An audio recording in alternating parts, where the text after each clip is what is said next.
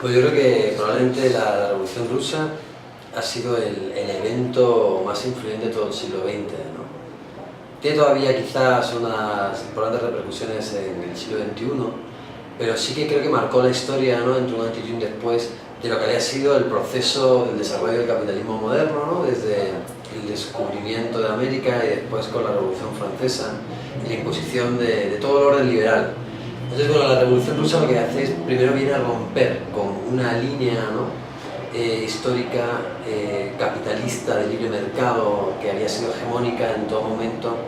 y realmente hay un quiebre, ¿no?, después de la Revolución Rusa, un quiebre que después también tiene sus propias perversiones, ¿no?, porque si en un principio pues aspiraba a la instauración de un socialismo utópico, se convierte en lo que se ha llamado como un socialismo real, que se aleja mucho quizás de la desaparición del Estado a través de toda una serie de pasos que ya se marcaban desde la filosofía marxista, ¿no? Entonces, bueno, pero en cualquier caso, si Marx se dice también que ha sido el pensador más influyente de los últimos 100 años, la Revolución Rusa trata de ser la aplicación práctica de su ideario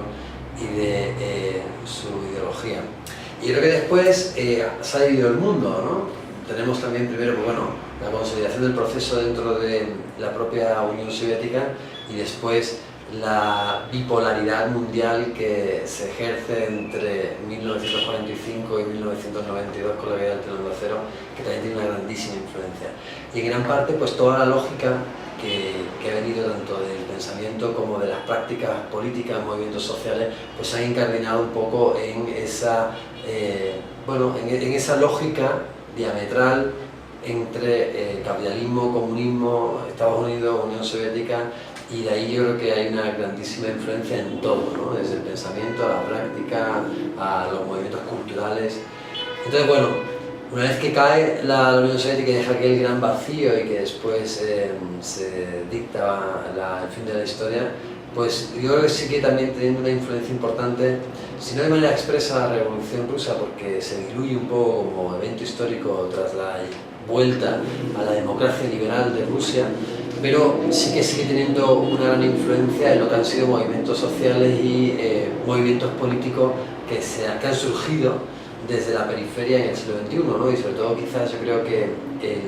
esa palabra que estaba proscrita como era socialismo, pues ha tenido más discursiva que sustantivamente una adaptación al siglo XXI, como el llamado socialismo del siglo XXI, y con la aparición de nuevos movimientos políticos que han llegado a tomar el poder, que ahora quizás están en decadencia, ¿no?, pero que a raíz de la toma del poder del presidente Hugo Chávez en el 98 hasta pues esta época, pues sigue teniendo vida y sigue poniendo en disputa el capitalismo, y las referencias en las cuales pues se basan pues son la Revolución Cubana, pues son la Revolución Rusa. Entonces creo que sigue vivo y que sigue siendo el evento histórico más importante a la hora de tener una referencia para poner en tela de juicio, en disputa, lo que sería el sistema capitalista de libre mercado. Bueno, la verdad es que ha habido una grandísima influencia también, no solamente en la Escuela de Frankfurt, sino en todo el pensamiento y la comunicología posterior de todo el siglo XX, incluso también en los estudios de comunicación para el desarrollo y para la liberación en América Latina. Y yo diría que sí, que desde el evento en el cual se tiene una entrada dentro de la Revolución Rusa, desde que triunfa ese evento histórico tan importante, ha habido una gran cantidad de pensadores que han tomado también como referencia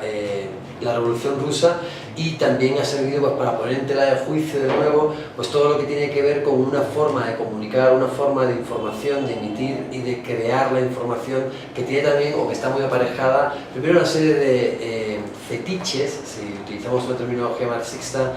como es el de la imparcialidad, como el de la neutralidad, como la independencia, que son puestos en tela de juicio precisamente a raíz de la disputa de una serie de sentidos comunes que se dan a partir del triunfo de la Revolución Rusa, y después con otros muchos pensadores, ¿no?, que han tenido mucha influencia, como por ejemplo Gramsci también, el tema de la hegemonía cultural, que ha tenido mucha influencia sobre la comunicación,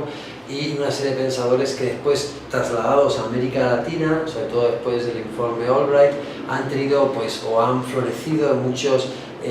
pensadores que tienen relación, por ejemplo, con comunicación para el desarrollo, comunicación para la liberación, y que también hemos visto reflejados, por ejemplo, en el caso de lo que ha sido la proliferación de los medios comunitarios, que en América Latina han tenido un caldo de cultivo bastante importante en comparación con otras zonas del mundo, y que se han planteado una otra comunicación también como parte de un pensamiento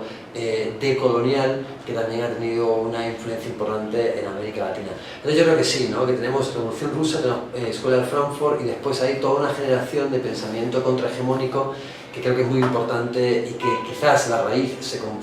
podamos encontrarla cuando nos remontamos en los pensamientos marxistas, no marxistas, y por supuesto a raíz también de lo que ha sido el florecimiento de una gran cantidad de pensadores o de formas de estudiar la realidad, de concepciones epistemológicas que surgen de ese evento histórico como podría ser la Revolución Rusa, ¿no? Pues sería, desde la UNESCO se hace una serie de comunicadores que se reúnen para ver cuál es la situación de la comunicación desde América Latina y cómo se ha cómo se ha desarrollado un poco el llamado derecho a la libertad de expresión y cómo ha sido cooptado en gran medida por grandes multinacionales de la comunicación que impiden realmente una proliferación, primero del derecho como tal, pero después también de la recepción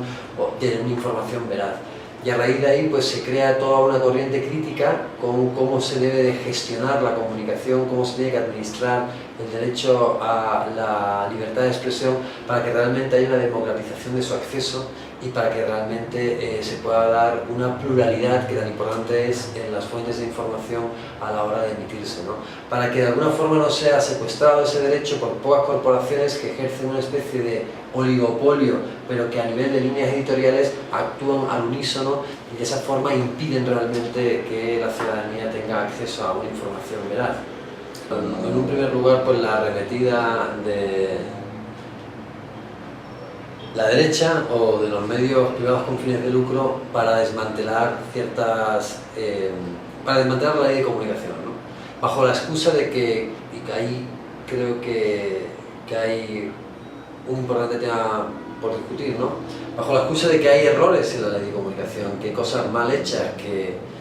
deben de corregirse, la idea realmente es volver a la autorregulación, ¿no? Desde la ideología liberal la intención es que haya la menor presencia del Estado posible en todos los ámbitos en general y por supuesto en la comunicación también, ¿no? Derechos como la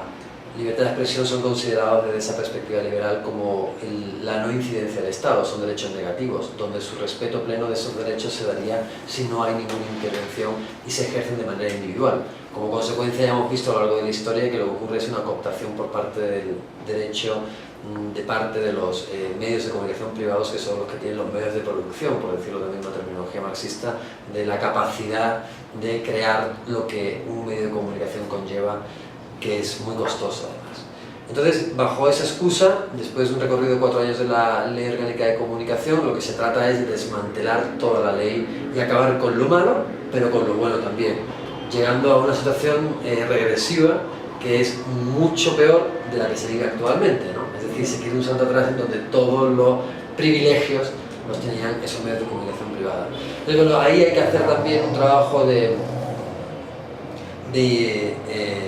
resistencia y de organización entre quienes abogamos porque no se desmantele la ley, sí que se reforme, pero que se haga para avanzar, ¿no? Como por ejemplo serían, yo creo que sobre todo medios comunitarios alternativos, aquellos que busquen realmente la democratización de la comunicación, como es esta entrevista, por ejemplo, ¿no? En el marco de un medio digital alternativo y contrahegemónico. Entonces creo que ahí hay mucho trabajo que hacer de resistencia y de presentar una propuesta propia que sea la que finalmente se imponga en las agendas del desarrollo de la política pública y de la reforma de la Ley Orgánica de Comunicación.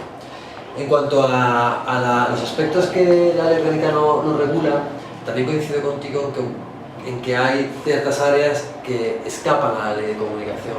y que quizás también deberían de ser incluidas, ¿no? Ahora, sí, por ejemplo, una parte que también quiere luchar contra ella, los medios de comunicación privados con fines de lucro, y que creo que sí que afecta al cine,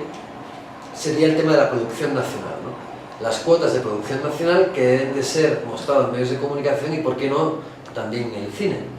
Entonces, ahí hay una protección muy importante de los cineastas, de los cultores, de la gente que se dedica a generar comunicación y artistas nacionales que normalmente han sido completamente desplazados por los productos importados, que suelen ser también bajo unos parámetros occidentales coloniales que hacen que no tenga cabida lo propio, lo de uno, ¿no?